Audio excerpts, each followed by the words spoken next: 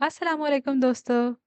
मैं हूं आपकी होस्ट और दोस्त आयशा नूर और आप सबको वेलकम बैक कहती हूं अपने उर्दू नॉवेल्स रीडिंग चैनल पर। आज हम लोग कंटिन्यू करेंगे नूर राजपूत का नॉवल सल्फाइट। लेकिन आज के एपिसोड शुरू करने से पहले एक छोटा सा रिमाइंडर कि अगर अभी तक आप लोगों ने मेरे चैनल को सब्सक्राइब नहीं किया तो please do subscribe to my channel, क्योंकि इसी तरह आपको फ्यूचर में भी मेरी वीडियोज़ की अपडेट्स मिलती रहेंगी। तो आइए शुरू करते हैं आज की एपिसोड। जब से वो पेरिस आया था उसके साथ अजीब सा मामला हो रहा था। जहां भी उसे रोशनी नजर आती न जाने कहाँ से उम्मे हानम का चेहरा उसे याद आ जाता था। उसने गाड़ी अपनी मतलूबा जगह पर रोकी थी और अपने गले में पड़े मफलर को ठीक करते वो गाड़ी से बाहर निकल आया था। तेज बर्फबारी ने ट्रैफिक को मुश्किल बना दिया था। जाने वो कितनी मुश्किल से यहाँ तक पहुंचा था। पार्किंग एरिया से टॉवर तक पहुंचने में बर्फ के गालों ने उसके भूरे बालों को सफेद कर दिया था। घुटनों तक आधा कोट पहने वो हवेली में मौजूद हशाम से बिल्कुल मुख्तलिफ लग रहा था। टॉवर के पास पहुंचकर वो रुक गया था। मैं अब तुम्हारी शादी करना चाहती हूँ हशाम बेटा। बी जान के अल्फाज उसके कानों से टकराए थे। भाई के लिए कोई बहुत पुरवकार लड़की होनी चाहिए जो उनकी मजबूत शख्सियत का मुकाबला कर सके। दूर कहीं मदीहा के लफ्जों ने अपना आप मनवाया था। बताएं ना भाई, आपको कैसी लड़की चाहिए। बी जान, मुझे भी शादी नहीं करनी, अभी बहुत कुछ करना है। उसके लिए बहुत मुश्किल था उन दोनों खवातीन को समझाना। मंगनी तो की जा सकती है ना। मदिया बजिद थी। बता दे भाई, आपको कैसी लड़की पसंद है। कोई पसंद की हुई है तो वो बता दें। ऐसा कुछ नहीं है मदिहा। वो उकता गया था बातें सुन सुनकर। फिर भी कोई तो खास बात बताएं ताकि लड़की ढूंढने में हमें आसानी हो। मदिहा उम्मीद भरी नजरों से उसे देख रही थी। भी जान जैसी शख्सियत हो उसकी, बारोब बावकार, जो इस आलीशान हवेली में आए तो इस हवेली का वकार कहीं दबता महसूस हो। वो अपनी पसंद बता चुका था। इसका मतलब आप सारी उम्र कंवारे रहना चाहते हैं। मदिया ने उसकी पसंद का सुनकर बुरा सा मुंह बनाया था। मैं इस हवेली के लिए ऐसे ही दुल्हन लाऊंगा। बीजान मुस्कुरा दी थी। नहीं मिलेगी बीजान। मेरी बात लिख लें। आजकल की नाजुक लड़कियां हशाम बिन जबेल के मायार पर पूरी नहीं उतर सकती। वो बेड से उतरी, जूते पहनते हुए कहा और कमरे से बाहर निकल गई थी। कोई पसंद है तो बता दो। उसके जाने के बाद बीजा ने पूछा था। बीजान, ऐसा कुछ नहीं है। मैं बता चुका हूँ मुझे अभी शादी नहीं करनी, और जहाँ आपकी मर्जी होगी मैं वहीं कर लूँगा। लेकिन करूँगा अपने वक्त पर। आप बेशक लड़की ढूंढ लें, मगर जब तक मैं ना कहूँ शादी नहीं होगी। वो अपना हतमी फैसला सुना चुका था। उसने आसमान की तरफ निगाह उठाई थी। सारा आसमान जैसे सफ़ेद हो गया था। अचानक उसके तसव्वुर पर सफ़ेद दुपट्टा ओढ़े रोशनी में बैठी उम्मे हानम का चेहरा उभरा था। वह एकदम चौंका था। अपने जीवन साथी के बारे में उसकी बड़ी बड़ी डिमांड्स नहीं थीं। उसे बावकार लड़कियां अच्छी लगती थीं। वो भी जान को कह आया था कि वो अपनी मर्जी से ढूंढ लें। लेकिन न जाने क्यों बार बार वो लड़की उसके तसव्वुर में उभरती थी। ये मैं क्या सोच रहा हूँ। उसने अपना सर झटका था, जैसे इस तरह करने से वो दोबारा उसके जहन में नहीं आएगी। Excuse me. आवाज पर वो पलटा था। उसके सामने एक लड़की खड़ी थी। ऊनी कोट पहने बर्फ ने उसे सफ़ेद बना दिया था। चेहरे के अतराफ में बिखरे बालों पर सफ़ेद बर्फ उसे दिलकश बना रही थी। जी। वो उलझा था। आप हशाम बिन जबेर है ना। वो कितनी चाहत से पूछ रही थी, जैसे यकीन ना हो सामने खड़ा हशाम बिन जबेल ही था। जी। वो इतना ही कह पाया था। मैं माहिर हमदान। मैंने आपको मैसेज भी किया था। माहिर ने एक बार भी पलकें नहीं झपकी थी। उसे लग रहा था अगर ऐसा हुआ तो सामने खड़ा शख्स फिर गायब हो जाएगा। माही को लग रहा था जैसे सब कुछ थम गया हो। लोगों के चिल्लाने का शोर, सब कुछ जैसे पीछे चला गया था। उसे याद था तो बस इतना कि उस शख्स को उसने बहुत चाहा है, एक बार देखने की बहुत सी दुआएं मांगी हैं। मैसेज। हशाम बड़बड़ाया था और फिर कुछ याद आने पर वो चौंका था। और मैंने आपको जवाब दे दिया था मिस माहीन हमदान कि मुझे कोई दिलचस्पी नहीं है। उसका लहजा सख्त हुआ था। उसने गाड़ी की तरफ कदम बढ़ाए थे। माहीन का दिल डूबकर उभरा था। अगर वो उसकी आंखों में जलते चिराग जो एक एकदम बुझ से गए थे देख लेता तो शायद लहजा सख्त न करता। लेकिन आप मेरी बात तो सुने। آپ کو یاد ہے ہم یہاں ملے تھے، اسی جگہ پر؟ شاید آپ بھول رہے ہیں۔ وہ اس کے پیچھے لپکی تھی، رنگ اترے لال گلابی سا۔ کوئی کرتا ہے تیری بات پیا، مجھے نیند کی نہ اب چاہ رہی، میں یاد کروں تجھے ساری رات پیا۔ تو چاند ہے میرے آنگن کا، تیری چمک سے اجلا گھر بار پیا۔ تیرے پیار کی دھنک مجھ پہ یوں چڑھی، مجھے آئے نہ کوئی رنگ راس پیا۔ تیرے ساتھ رہوں کھلے پھول سبھی، تیرے بعد نہ رہے میری راکھ پیا۔ میں دھول بھی نہیں تیری نگری کی، تو ہے میرے سر کا تاج پیا۔ میری منت ہے تو جواز لوں سے، میں مانگوں تجھے ہر بار پیا۔ ہے چاہ میرے جب مرنے لگوں، تیرے ہاتھ میں ہو میرا ہاتھ پیا۔ دیکھیے مس، مجھے بہت برا لگ رہا ہے کہ میں آپ کو بار بار انکار کروں۔ آپ خود سمجھ جائیں تو بہتر ہے، مجھے نہیں کرنی دوستی۔ وہ رکا اب کی بار، اس کا لہجہ پہلے سے بھی سخت تھا، جبکہ ماہی کچھ بول نہیں پائی تھی۔ مرد کی فطرت ہے، جو عورت خود اس کے پاس چل کر آئے وہ اسے کبھی پسند نہیں آتی۔ ماہی شاید یہ نہیں جانتی تھی، وہ چلا گیا تھا، جبکہ برف کی شہزادی برف پر کھڑی رہ گئی تھی۔ اس کی آنکھوں میں آئی نمی نے ہر چیز کو دھندلا کر دیا تھا۔ ہانم پرنسپل کے آفس میں موجود تھی۔ آج پھر اس کا بلاوا آیا تھا۔ اس کا ننھا سا دل پھر کانپ رہا تھا۔ اس نے پریشان نظروں سے اپنے سامنے براجمان پرنسپل کو دیکھا، جن کے ہاتھوں میں کچھ ٹیسٹ تھے، جبکہ دوسری جانب دیوار کے ساتھ رکھے صوفے پر اس نے روحان جبیل کو دیکھا تھا، جو ٹانگ پر ٹانگ جمائے ببل چبانے میں مصروف تھا۔ اس کے چہرے پر سنجیدگی جبکہ آنکھوں میں گہری شرارت تھی۔ وہ سمجھ گئی تھی کہ آج پھر کچھ غلط ہونے والا تھا اس کے ساتھ، کیونکہ جہاں آرجے ہو وہاں کبھی کچھ ٹھیک نہیں ہو سکتا تھا۔ مس ہانم، پرنسپل نے موٹے شیشوں والی اینک کے پیچھے سے جھانکتے ہوئے کہا تھا۔ یس میم، ہانم نے ڈرتے ڈرتے جواب دیا تھا۔ میں نے سنا ہے کہ آپ پوری توجہ سے نہ تو لیکچر لیتی ہیں بلکہ ٹیسٹ بھی دھیان سے چیک نہیں کرتی۔ جی؟ اس الزام پر وہ بوکھلا گئی تھی۔ جی، مجھے آپ کی کلاس کے کچھ اسٹوڈنٹس نے بتایا ہے۔ پرنسپل کی بات پر اس نے چونک کر آرجے کی طرف دیکھا تھا، جس کے ہونٹوں پر مسکراہٹ رینگ گئی تھی۔ یہ دیکھیں مس ہانم، یہ چیک کیے ہوئے ٹیسٹ آپ کی لاپرواہی ثابت کر رہے ہیں۔ پرنسپل نے کہتے ہوئے ٹیسٹ کا بنڈل اس کی طرف پھینکا۔ ہانم نے کانپتے ہاتھوں سے ٹیسٹ اٹھا کر دیکھنے شروع کیے۔ ری چیکنگ کی گئی تھی۔ اس دن دوسری بار خواب دیکھنے کے بعد اسے نیند نہیں آ رہی تھی، تو اس نے غائب دماغی سے ٹیسٹ چیک کرنا شروع کر دیے تھے۔ صرف ایک ٹیسٹ ایسا تھا جس پر وہ ٹھیک سے توجہ نہیں دے پائی تھی۔ سوری میم، دراصل ابھی میں نے ری چیکنگ نہیں کی تھی، تو کیا اگر آپ نے ری چیکنگ کرنی تھی تو پھر بنا ری چیکنگ کے مجھے کیوں بھجوایا گیا یہ ٹیسٹ؟ پرنسپل سختی سے پوچھ رہی تھی۔ میم، یہ ٹیسٹ مجھے اسٹاف روم کے باہر نیچے پڑے ہوئے ملے تھے، چیک کیے ہوئے تھے۔ مجھے لگا میم ہانم نے آپ کو ہی دینے ہوں گے، اس لیے میں خود دینے آ گیا۔ روحان جبیل معصومیت سے کہہ رہا تھا۔ مجھے اندازہ نہیں تھا کہ میم ہانم نے ابھی ری چیک نہیں کیے، اور ہانم کا دل کر رہا تھا کہ کوئی چیز اٹھا کر وہ آرجے کے سر میں دے مارے۔ آئندہ خیال رکھیے گا مس ہانم، اب آپ جا سکتی ہیں۔ پرنسپل کے حکم پر وہ خاموشی سے باہر نکل آئی تھی۔ دل تو بہت تھا کہ اپنی صفائی میں کچھ کہے، لیکن کوئی فائدہ نہیں تھا۔ اندر وہ طوفان موجود تھا۔ ہانی، وہ کلاس کی طرف بڑھ رہی تھی جب اسے آواز سنائی دی، کسی نے اسے پکارا تھا۔ اس نے دھندلاتی آنکھوں کو صاف کیا اور پیچھے مڑ کر دیکھا۔ سامنے پرنسپل کی بڑی بیٹی اور ان کی سینئر اسمارا کھڑی تھیں۔ کیسی ہو؟ وہ پوچھ رہی تھی۔ جی میں ٹھیک ہوں، وہ زبردستی مسکرائی۔ سیلری مل گئی تھی آپ کو؟ اسمارا نے پوچھا۔ اسی کی وجہ سے وہ یہاں تھی۔ جی، 2 دن پہلے مل گئی تھی، وہ بس اتنا ہی کہہ پائی تھی۔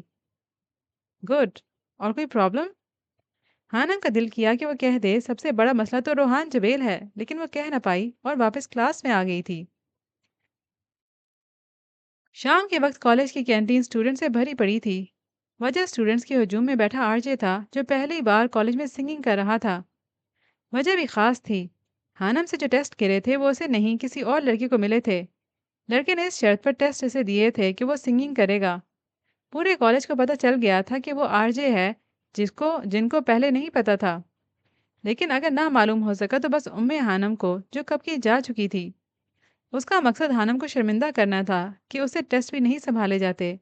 لیکن پھر پرنسپل نے اسے بلا لیا اور وہ چلا گیا، جہاں انہوں نے ٹیسٹ دیکھ لیے यूं बिना कुछ करे भी वो बहुत कुछ कर गया था. Been sitting eyes wide open behind these four walls, hoping you'd call. It's just a cruel existence, like there's no point hoping at all. Baby, baby, I feel crazy, up all night and every day. Give me something, oh, but you say nothing. What is happening to me? I don't want to live forever, cause I, cause I know I'll be living in vain, and I don't want to fit wherever. I just want to keep calling your name until you come back home. उसकी दिलकश आवाज़ ने पूरे college पर सहर तारी कर दिया था. गिटार बजाते लबों से लफ्ज़ों को आज़ाद करते वो वहाँ मौजूद लड़कियों की धड़कनों को तेज़ कर गया था. उसने आंख उठाकर किसी को नहीं देखा था, अलबत्ता सबकी नज़रें उस पर जमी थीं. 10 मिनट बाद वो कुर्सी से उठा था.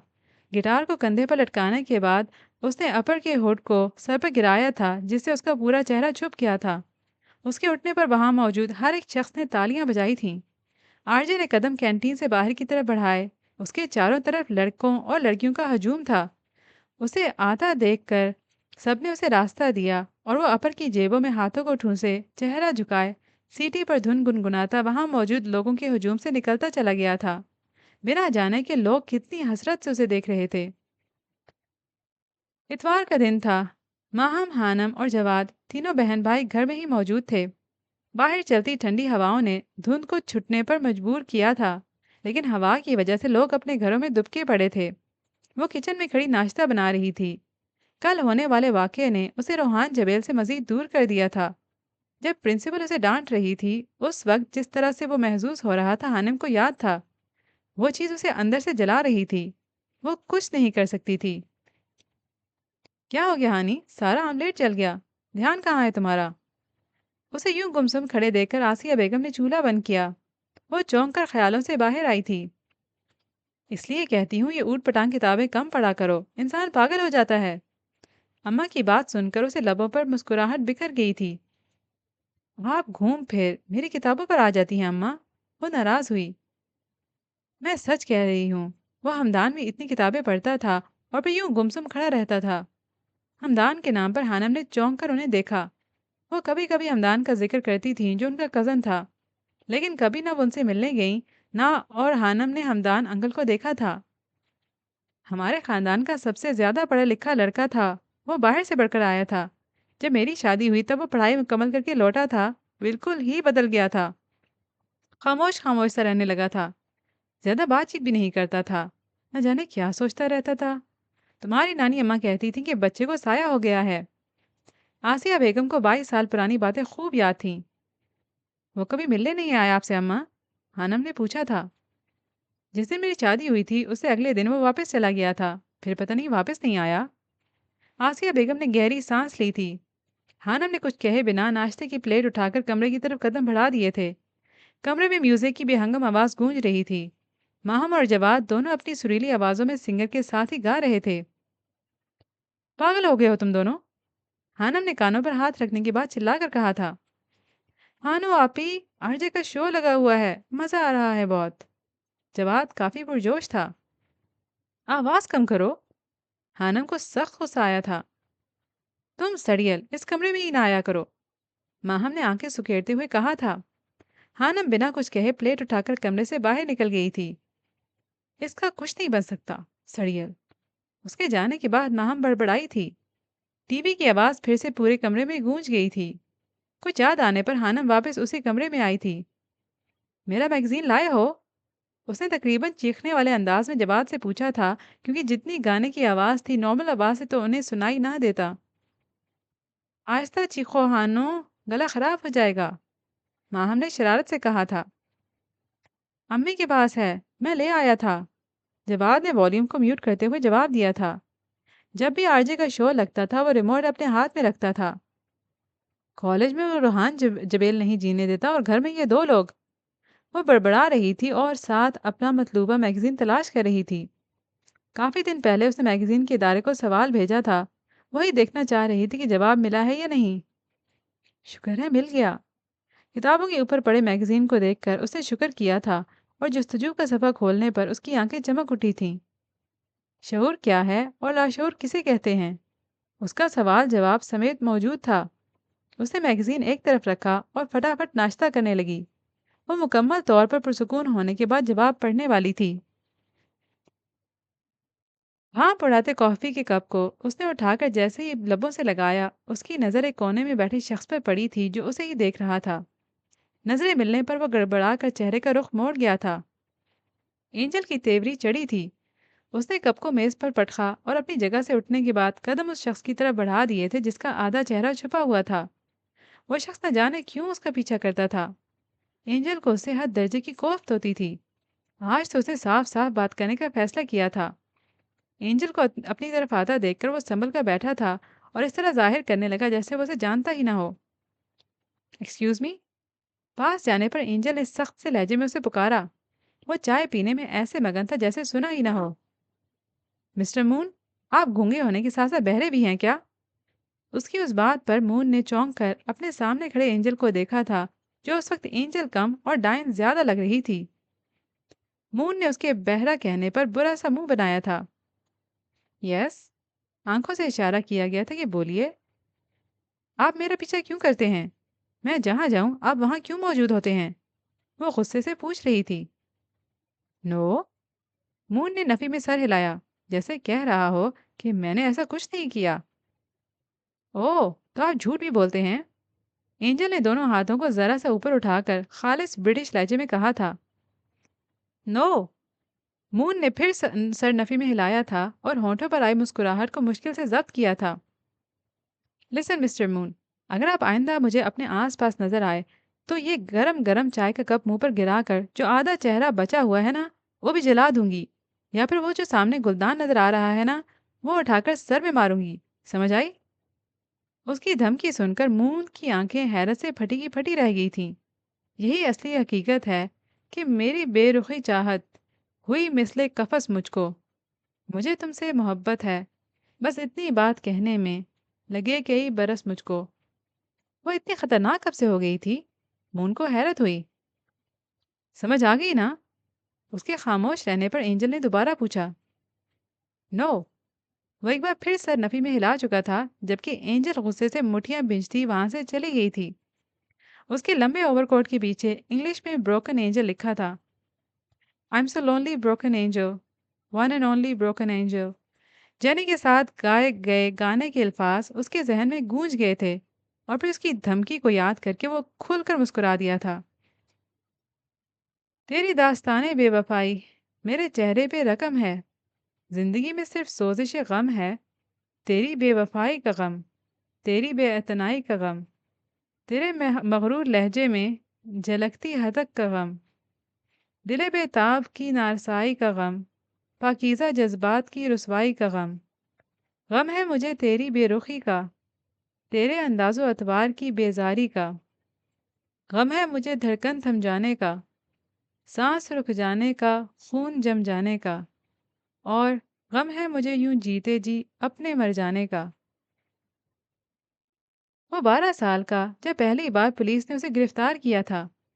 وجہ یہ تھی کہ وہ قبرستان میں موجود تھا اور مرحومہ سیدہ عائشہ جبیل کی قبر کو کھودتے ہوئے پکڑا گیا تھا۔ بہت بار پوچھنے پر بھی اس نے کچھ نہیں بتایا تھا۔ سر بچہ ہے وہ، قبر اس کی ماں کی ہے، شاید ماں کی محبت میں اسے دیکھنے کے لیے اس نے ایسا کیا ہو۔ ایک سپاہی کے کہنے پر پولیس انسپکٹر نے اس بات میں سر ہلایا تھا اور پھر اپنی گاڑی میں بٹھا کر وہ اسے سید حویلی چھوڑنے گئے تھے، اور آج پھر وہ اسی پولیس اسٹیشن میں موجود تھا پورے 2 سال بعد۔ کیا میں پوچھ سکتا ہوں کہ رات کے اس پہر تم قبرستان میں کیا کر رہے تھے؟ پولیس انسپکٹر نے اپنے سامنے بیٹھے 14 سالہ لڑکے سے پوچھا جو سر جھکائے بیٹھا تھا۔ جواب دو۔ اس کے کچھ نہ بولنے پر انسپکٹر نے دوبارہ پوچھا۔ اس نے سر اٹھا کر ایک نظر انسپکٹر کو دیکھا اور پھر کچھ گنگنانا شروع کر دیا۔ انسپکٹر کو لڑکے پر بے تحاشا غصہ آیا۔ میں تم سے پوچھ رہا ہوں، جواب دو، نہیں تو؟ کیا نہیں تو؟ لڑکے کے چہرے پر ایک دم ناگواری ابھری۔ جو پوچھا ہے اس کا جواب دو، کیوں کیا تم نے ایسا؟ کیا ہے ایسا اس قبرستان میں جو روز تم وہاں جاتے ہو؟ کیا مجھے قبرستان جانے کا حق نہیں ہے کیا؟ الٹا سوال کیا۔ لیکن قبر کھودنے کا حق کس نے دیا تمہیں؟ انسپکٹر نے دانت بھینچتے ہوئے پوچھا۔ میں بس ایک تجربہ کرنا چاہتا تھا۔ لڑکا پرسکون ہو چکا تھا۔ کیسا تجربہ؟ انسپکٹر حیران ہوا۔ यही कि मरने के बाद कब्र में इंसानी जिस्म के साथ क्या क्या होता है, कौन कौन से कीड़े जिस्म, क्या बकवास है ये। इंस्पेक्टर ने लड़के की बात काटी। उसकी बातें वहां मौजूद सभी लोगों के रोंगटे खड़े कर रही थीं, जबकि वो पुरसुकून बैठा था, हॉर्न सीटी बजाने के अंदाज में सिकुड़े हुए थे। इंस्पेक्टर को उस पर किसी पागल का गुमान हुआ था। क्या वो वाकई पागल था? क्या उसके साथ कोई नफसियाती मसला था? इंस्पेक्टर समझने से कासिर था। मिस्टर जबेल को फ़ोन किया जाए। आज इन्हें मैं बताऊंगा कि उनका बेटा क्या कर रहा है। इंस्पेक्टर ने अपने दाएं तरफ खड़े एक सिपाही से कहा था, जो बेयकीनी से इंस्पेक्टर को देख रहा था। सुना नहीं तुमने? फ़ोन मिलाओ। इंस्पेक्टर ने गुस्से से हुक्म दिया। लेकिन सर, वो इलाके की मौजूद शख्सियत हैं, उन्हें यहाँ बुलाना।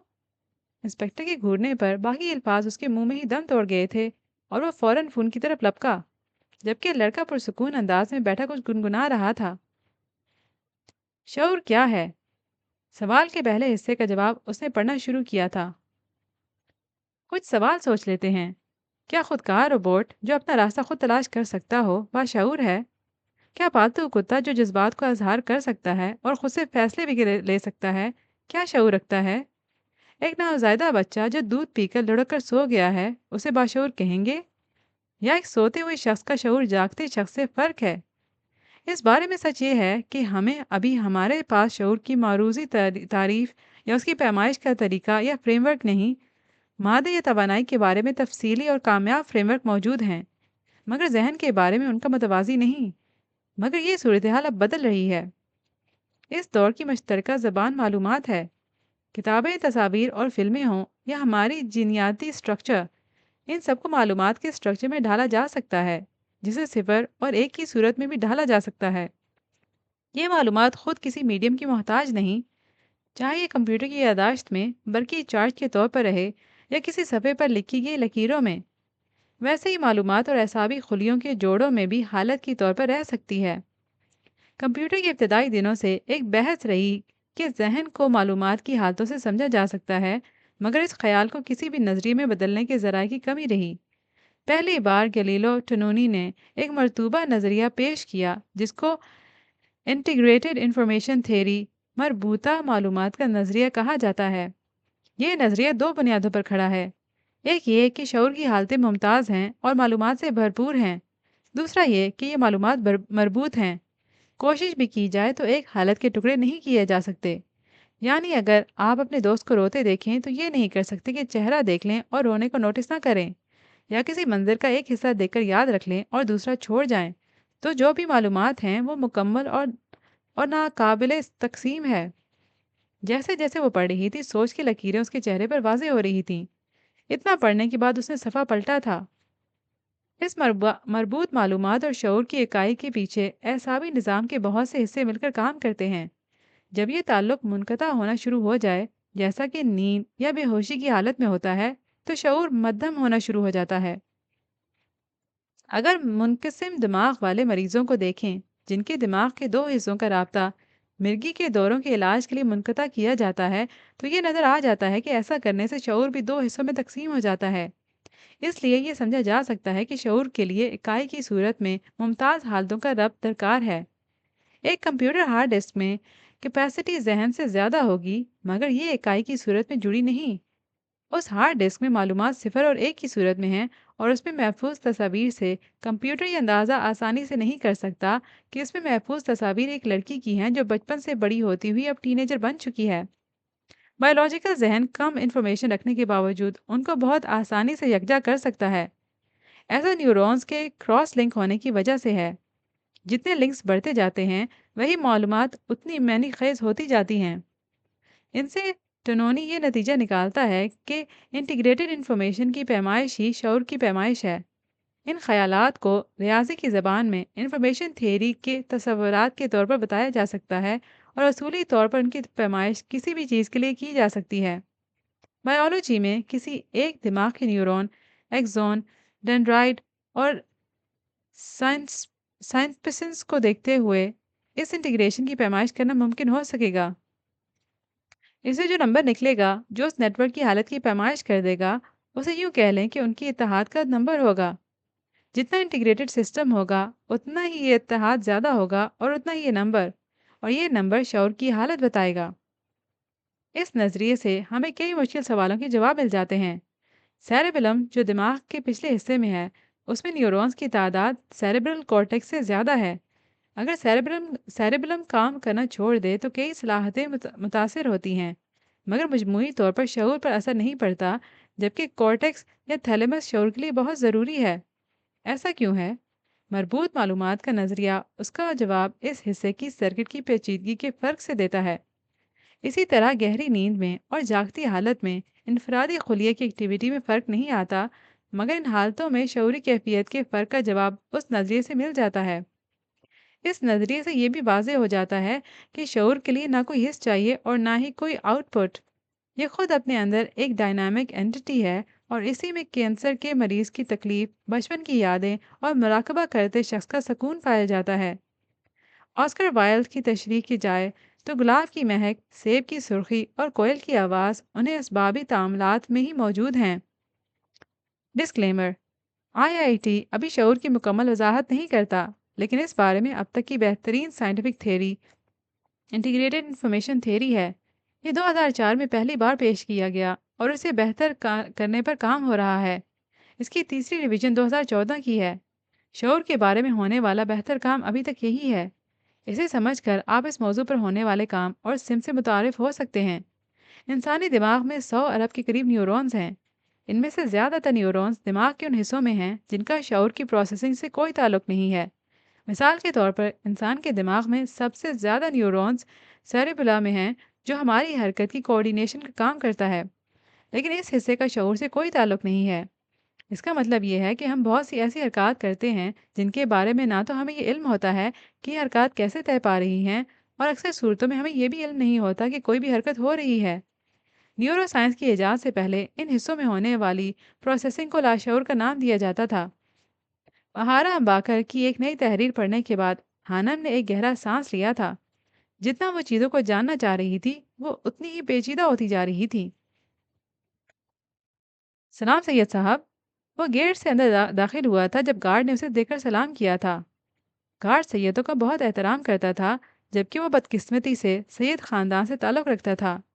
وہ بنا کچھ جواب دیے آگے بڑھ گیا تھا۔ کلاس کی طرف جاتے ہوئے اس کی نظر لان میں ٹہلتی ہانم پر پڑی تھی۔ وہ رک گیا تھا۔ وہ فون پر کسی سے بات کر رہی تھی۔ آرجے کی نظر فون پر بات کرتی ہانم پر جمی تھی۔ وہ اس کے ہونٹوں کی حرکت کو دیکھنے کے بعد اچھے طریقے سے سمجھ رہا تھا کہ وہ کیا بات کر رہی تھی۔ اچانک اس کے چہرے پر ناگواری ابھری تھی۔ وہ اپنے غصے کو ضبط کرتا آگے بڑھ گیا تھا۔ وہ جان گیا تھا کہ ہانم نے فون پر کیا کہا تھا۔ کون روحان جبیل؟ دنیا کی بدقسمت ترین لڑکی ہوگی وہ جس کی زندگی میں روحان جبیل داخل ہوگا۔ فون پر ہانم نے مہرو سے کہا تھا۔ آرجے کی آنکھیں غصے کے باعث سرخ ہو چکی تھیں۔ کوریڈور میں داخل ہونے پر اس نے پلر کو زوردار ٹھوکر ماری تھی۔ شاید ہانم جانتی نہیں تھی کہ وہ انجانے میں جو کہہ گئی تھی اس کے بدلے میں آرجے اسے کبھی معاف نہیں کرنے والا تھا۔ ایک پل لگا تھا اسے خود کو نارمل کرنے میں، اور پھر وہ گہری سانس لیتا ہوا آگے بڑھ گیا تھا۔ 5 منٹ بعد وہ پرسکون سے کلاس میں بیٹھا مس ہانم کا انتظار کر رہا تھا۔ کیا پتہ ہانی وہ دنیا کی سب سے خوش قسمت ترین لڑکی ہو جو روحان جبیل کی زندگی میں داخل ہو؟ نہیں، ایسا نہیں ہو سکتا۔ ایک ریشنلسٹ اگر خدا کو نہ مان کر اپنے آپ کو عظیم سمجھے تو وہ بیوقوف ہوا نا۔ اس کے پاس عقل ہوتی تو وہ خدا کی نشانی کو پہچان لیتا نا۔ اچھا چھوڑو ان باتوں کو، تم آج جلدی اکیڈمی آ جانا، کچھ کام ہے۔ اور کوئی انسان یہ نہیں جانتا کہ دوسرا انسان اللہ پاک سے کتنا قریب ہے۔ کیسا کام؟ ہانم نے پوچھا۔ وہ اس کی دوسری بات کو نظر انداز کر گئی تھی۔ تم آؤ تو صحیح، پھر بتاتی ہوں۔ اوکے، کلاس کا ٹائم ہو گیا ہے، وہ لے لوں پھر آتی ہوں۔ ہانم نے پرسکون سے انداز میں کہتے ہوئے فون بند کیا تھا۔ جیسے ہی وہ کلاس میں داخل ہوئی، آرجے کو کلاس میں دیکھ کر وہ تھوڑا حیران ہوئی تھی۔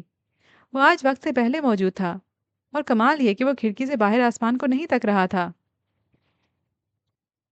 کیسی آپ مس ہانم؟ وہ تمیز سے پوچھ رہا تھا۔ ہانم کو تو حیرت سے منہ کھل گیا تھا۔ کیا ہوا مس ہانم، آپ ٹھیک ہیں؟ وہ حیرانک بنی اسے دیکھ رہی تھی جب آرجے نے دوبارہ پوچھا۔ وہ سنجیدہ دکھائی دے رہا تھا۔ اللہ توبہ، کتنے روپ ہیں اس شخص کے۔ اللہ اس بلا سے بچانا مجھے۔ ہانم نے دل ہی دل میں دعا کی تھی۔ جی میں ٹھیک ہوں، اللہ کا شکر ہے۔ وہ سنبھل کر بولی تھی، البتہ آرجے کے چہرے پر مسکراہٹ ابری تھی، جو وہ جیسے اس کی سوچ پڑ گیا تھا۔ کچھ دن رہ گئے تھے ہانم کے اس کالج میں، 2 مہینے پورے ہونے والے تھے۔ وہ یہ کچھ دن بنا کسی ہنگامے کے گزارنا چاہتی تھی، لیکن آرجے ایسا ہونے نہیں دینے والا تھا۔ آسیہ بیگم ماہم کے ساتھ بازار آئی تھیں، گھر کا کچھ سامان لینے کی غرض سے۔ شام ہو گئی تھی، انہیں وقت کا پتہ ہی نہیں چلا۔ سردیوں کے موسم میں شامیں ویسے بھی جلدی دن کو ختم کر دیتی ہیں۔ جلدی چلو ماہم، ہانی بس آنے والی ہوگی اور کھانا بھی بنانا ہے۔ آسیہ بیگم نے بے دھیانی میں سڑک پار کرتے ہوئے کہا تھا، جب سامنے سے آتی گاڑی ان سے ٹکرا گئی تھی۔ امی! ماہم جو تھوڑا پیچھے تھی، اس کی خوفناک آواز گونج کر رہ گئی تھی۔ وہ گیٹ سے باہر نکلی تھی، بے دھیانی میں راستے میں پڑے ہوئے پتھر سے اس کا پاؤں ٹکرا گیا تھا۔ حسبی اللہ! ہانا بڑبڑائی تھی۔ جانے کیوں اس کا دل گھبرا گیا ایک دم۔ اسے سخت غصہ آیا ہوا تھا۔ مہرو نے اسے جلدی آنے کا کہا تھا اور وہ آئی بھی نہیں تھی۔ اندھیرا ہونا شروع ہو گیا تھا۔ ٹھنڈ کی شدت میں بھی اضافہ ہوا تھا۔ وہ جلد از جلد اب گھر جانا چاہتی تھی۔ وہ اپنے کمرے میں لیٹا تھا۔ باہر سے اسے شور کی آوازیں آ رہی تھیں۔ مکی کھانا بن رہا تھا اور آرجے اچھے سے جانتا تھا کہ آج کچن کی خیر نہیں تھی۔ وہ بھی بیڈ سے نیچے اترا ہی تھا جب چنگھاڑتے موبائل نے اس کی توجہ اپنی جانب مبذول کروائی۔ موبائل کی اسکرین پر نمبر دیکھ کر اس کی ہونٹوں پر مسکراہٹ ابری۔ کیسے ہو شامو کاکا؟ فون کو کان سے لگاتے ہوئے اس نے پوچھا۔ سلام کرتے ہیں پہلے آرجے، حشام نے جواب دیا۔ اوف! پھر سے لیکچر! مولوی صاحب، آپ مجھے اس لیے فون کرتے ہیں کہ اخلاقیات کی باتیں بنا سکیں؟ آرجے نے مصنوعی خفگی سے کہا۔ نہیں، تم خود ہی سیکھ جاؤ گے۔ حشام کو یقین تھا اور اس کی بات پر آرجے کا فلک شگاف کہکا ابھرا تھا۔ وہ دروازہ کھول کر کمرے سے باہر نکلا تھا۔ اب اس کا رخ کچن کی طرف تھا، جہاں مکی نے ہر چیز کو تہس نہس کیا ہوا۔ پورے کچن میں اس نے سبزیوں کو پھیلایا ہوا تھا۔ آرجے کے کچن کو دیکھ کر ہوش اڑ گئے تھے۔ وہ کافی صفائی پسند تھا اور یہ شاید اس میں واحد ایک اچھی عادت تھی۔ مکی، یہ کیا کیا تم نے؟ وہ تقریباً چلایا تھا۔ فرائیڈ رائس بنانے کی کوشش کر رہا تھا، ایپرن پہنے مکی نے پلٹ کر کہا تھا، جس کی آنکھوں سے آنسو نکل رہے تھے۔ لیکن تم رو کیوں رہے ہو؟ آرجے حیران ہوا۔ رو نہیں رہا یار، پیاز کاٹ رہا ہوں، مکی نے سوں سوں کرتے ہوئے جواب دیا تھا، جس پر ایک بار پھر آرجے کا کہکہا ابھرا تھا۔ ہنسو مت آرجے، تمہیں اس کی ہیلپ کرنی چاہیے۔ حشام جو ان کی باتیں سن رہا تھا اس کے ہنسنے پر کہا تھا۔ اس نے ملازم کو چھٹی دی تھی، اب بھگتے؟ وہ بے رحم ہوا۔ نہیں حشام بھائی، ملازم کی وائف کی طبیعت خراب تھی، وہ چھٹی مانگ رہا تھا، میں نے دے دی۔ اب یہ کہہ رہا کہ کھانا تم بناؤ۔ مکی نے روتے ہوئے اس کی شکایت لگائی تھی۔ یار تم آرڈر کر لو، کیوں اپنے آپ کو عذاب میں ڈال رہے ہو؟ نہیں، کھانا تو یہی بنائے گا۔ اس نے حشام کی بات کاٹی۔ لگے رہو منا بھائی، وہ آنکھ دباتا شرارت سے کہتا کچن سے باہر نکل گیا تھا، جبکہ مکی نے موبائل میں ریسیپی پر نظر دوڑائی اور پھر جلدی جلدی ہاتھ چلانے لگ گیا۔ سنو، بھی جان چاہتی ہیں کہ میں شادی کر لوں۔ حشام اسے اب اپنی مشکل بتانے والا تھا۔ یعنی کہ خودکشی کر لو؟ آرجے نے مذاق اڑایا۔ شادی خودکشی نہیں ہوتی آرجے۔ حشام کو اس کی بات بری لگی تھی۔ اچھا تو کر لو نا پھر۔ مجھے ابھی بہت کچھ کرنا ہے، میں چاہتا ہوں کہ تم شادی کر کے بی جان کی یہ خواہش پوری کر دو۔ حشام نے صاف بات کی۔ واٹ؟ آرجے کو جھٹکا لگا۔ وہ حشام کی بات پر ہنسا اور پھر ہنستا ہی چلا گیا۔ تمہیں لگتا ہے شامو کھاکا کہ میں اتنا بے وقوف ہوں جو دوسروں کی خواہشات پوری کرنے کے لیے شادی کر لوں گا؟ Very interesting. تم تو کچھ بھی کر سکتے ہو نا؟ حشام نے اسے اس کی بات یاد دلائی۔ لیکن وہ کام جو میں کرنا چاہوں، اور ویسے بھی آج کل کے دور میں شادی کی کیا ضرورت ہے؟ 3 4 نام کی بیویاں تو میں ویسے بھی ایک وقت میں رکھ سکتا ہوں۔ وہ محظوظ ہوتے ہوئے بولا تھا۔ اب تم شادی کا بھی مذاق اڑاؤ گے؟ حشام ناراض ہوا۔ لیکن کوئی شادی کے لائق ہو تب نا، اور ایک ہی عورت کے ساتھ زندگی گزارنے کا سوچنے سے ہی میرا دم گھٹتا ہے۔ شادی میں ضرور کروں گا، اپنی پسند سے، اور 3 4 لڑکیوں سے کروں گا نا۔ وہ اسے اپنے ارادوں سے آگاہ کر رہا تھا۔ ویسے آرجے، تم نہ کوئی بہت ہی گھٹیا اور ذلیل انسان ہوں۔ آرجے نے اس کی بات اچکی تھی اور پھر خود ہی اپنی بات پر کہا لگایا تھا۔ تم سے بات کرنا فضول ہے۔ حشام کو افسوس ہوا تھا۔ یعنی تم 3-4 لڑکیوں کی زندگی برباد کروگے؟ حشام نے سوال کیا۔ کون روحان جبیل؟ دنیا کی بدقسمت ترین لڑکی ہوگی وہ جس کی زندگی میں روحان جبیل داخل ہوگا۔ خانم کے الفاظ اس کی سماعت میں گونج گئے تھے۔ اس کے ہونٹوں پر پھیلی مسکراہٹ ایک دم سمٹی تھی۔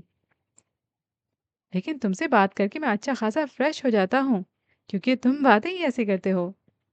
روحان جبیل واقعی حشام جبیل کی باتوں پر سب سے زیادہ ہنستا تھا۔ اور جہاں تک بات ہے لڑکیوں کی زندگی خراب کرنے کی، لڑکیاں تو اب بھی خود میرے پاس برباد ہونے آتی ہیں۔ البتہ شادی کا بھی میں نے نہیں سوچا۔ وہ اچانک سنجیدہ ہو گیا تھا۔ اور سناؤ، حویلی کب جا رہے ہو؟ بی جان یاد کر رہی تھی تمہیں۔ جبکہ حشام نے بات پلٹ دی تھی۔ گاڑی چلاتے ہوئے اس کے موبائل پر رنگ ہوئی تھی، جس سے اس کا دھیان بھٹکا اور گاڑی سامنے سڑک پار کرتے ہوئے کسی سے ٹکرا گئی۔ آپ ٹھیک ہیں؟ وہ گھبرا کر گاڑی سے باہر نکلا تھا۔ اپنے سامنے موجود شخصیت کو دیکھ کر وہ دنگ رہ گیا تھا۔ آسی؟ وہ بڑبڑایا تھا۔ ماہم ہاتھ میں پکڑے شاپر ایک طرف رکھتے ہوئے آسیہ بیگم کی طرف بڑھی تھی۔ گاڑی نے بس ہلکا سا چھوا تھا۔ سیٹھ ہمدان نے بر وقت بریک لگا لی تھی۔ آپ ٹھیک ہیں امی؟ ماہم ایک دم ڈر گئی تھی۔ لوگوں کا ہجوم ان کے ارد گرد جمع ہو گیا تھا۔ ہاں میں ٹھیک ہوں۔ آسیہ بیگم نے اٹھنے کی کوشش کی تھی، لیکن ٹانگ میں ایک ٹھیس سی اٹھی تھی۔ آپ کو نظر نہیں آتا؟ جب ڈرائیونگ نہیں آتی تو روڈ پر کیوں نکلتے ہیں آپ لوگ؟ ماہم اس شخص کو دیکھتے ہوئے چیخی۔ آسی تم ٹھیک ہو؟ سیٹھ ہمدان جیسے ٹرانس سے باہر آیا اور آسیہ بیگم کی طرف بڑھا تھا۔ وہ اسے پہچان گیا تھا۔ اتنے سالوں بعد بھی وہ اسے ایک پل میں پہچان گیا تھا۔ اور یہی حال آسیہ بیگم کا ہوا تھا جب انہوں نے اپنے سب سے اچھے کزن کو اتنے سالوں بعد دیکھا تھا۔ زیادہ لگی تو نہیں؟ وہ پاس بیٹھتے ہوئے پوچھ رہے تھے، جبکہ ماہم حوالنک بنی دونوں کو دیکھ رہی تھی۔ نہیں میں ٹھیک ہوں، آسیہ بیگم نے ماہم کا سہارا لے کر اٹھتے ہوئے جواب دیا۔ سیٹھ ہمدان نے آسیہ بیگم کے چہرے پر تکلیف کے آثار دیکھ لیے تھے۔ آسیہ بیگم کو سلامت دیکھ کر لوگوں کو ہجوم چھٹ گیا تھا۔ آ جاؤ ہاسپٹل چلتے ہیں، شاید تمہیں زیادہ لگی ہے۔ نہیں میں ٹھیک ہوں۔ میں نے کہا نہ چلو۔ ہمدان صاحب نے غصے سے ان کی بات کاٹی تھی، اور آسیہ بیگم کو لگا تھا وقت کہیں نہیں گیا۔ اس کے سامنے کھڑا ہوا شخص آج بھی ویسے کا ویسا تھا، جیسے کہیں کوئی تبدیلی نہیں آئی تھی۔ جیسے ہی وہ گاڑی میں داخل ہوئی تھی، ایک بڑی سی سیاہ رنگ کی گاڑی گلی سے مین روڈ پر داخل ہوئی۔ ہانم چونکی تھی۔ ان کے محلے میں اس طرح کی گاڑی کسی کی نہیں تھی۔ وہ آس پاس کے گھروں کو جانتی تھی۔ شاید کسی نے نئی لی ہو۔ وہ بڑبڑاتی ہوئی گھر کی جانب بڑھی۔ خلاف معمول پہلی دستک پر ہی دروازہ کھل گیا تھا جو ماہم نے کھولا تھا۔ امی کدھر ہیں؟ ہانم کو حیرت ہوئی۔ اندر ہیں۔ ماہم تھوڑی سنجیدہ تھی۔ ہانم نے قدم تیزی سے کمرے کی طرف بڑھائے۔ کیا ہوا آپ کو؟ ٹھیک ہے نا؟ آسیہ بیگم کو بستر میں لیٹے دیکھ کر ہانم پریشان ہو گئی تھی۔ ہاں میں ٹھیک ہوں، آسیہ بیگم نے مسکرا کر جواب دیا۔ بازار سے واپسی پر چھوٹا سا ایکسیڈنٹ ہو گیا تھا امی کا۔ ماہم نے جیسے دھماکہ کیا تھا۔ ہانم تو جیسے سن ہو گئی تھی۔ ارے نہیں میں بالکل ٹھیک ہوں، کچھ نہیں ہوا مجھے، تم اپنی آنکھوں سے دیکھ لو۔ آسیہ بیگم نے ہانم کے پیلے پڑتے چہرے کو دیکھتے ہوئے کہا۔ اور کمال یہ ہے کہ وہ گاڑی والے امی کے کزن نکلے جو ابھی ابھی گئے ہیں۔ ماہم کی بات پر ہانم کو وہ گاڑی یاد آ گئی۔ انہیں نظر نہیں آیا کیا؟ ایسے کیسے انہوں نے؟ ہانم کے آنسو جیسے گلے میں اٹک گئے تھے۔ غلطی اس کی نہیں ہے، میرا ہی دھیان نہیں تھا، اور خوشی ہے مجھے اس بات کی، اگر میں اس کی گاڑی سے نہ ٹکراتی تو ہم دوبارہ کبھی نہ ملتے۔ چلو اس بہانے ملے تو صحیح۔ آسیہ بیگم کے لہجے میں واقعی خوشی تھی، جبکہ ہانم پریشان ہو گئی تھی۔ اگر امی کو کچھ ہو جاتا، بس خیال سے ہی گھبرا گئی تھی۔ ان کا واحد سہارا اس دنیا میں ان کی ماں ہی تھی۔ وہ شکر ادا کر رہی تھی اللہ کا جس نے ان پر اپنا رحم کر دیا تھا۔ تو آج کی ایپیسوڈ ہم یہیں پہ ختم کرتے ہیں۔ امید کرتی ہوں کہ آپ کو ابھی تک کی سٹوری پسند آ رہی ہوگی۔ اگر ایسا ہے تو پلیز کامنٹ سیکشن میں ضرور بتائیے گا۔ اس کے علاوہ بھی اگر آپ لوگوں کے پاس کوئی سٹوری ریکمنڈیشن ہے، کسی اچھے سے ناول کی ریکمنڈیشن ہے، تو وہ بھی کامنٹ سیکشن میں ضرور لکھیے گا۔ انشاءاللہ آئندہ ملتے ہیں، تب تک کے لیے ہنستے رہیے گا، مسکراتے رہیے گا۔ اللہ حافظ۔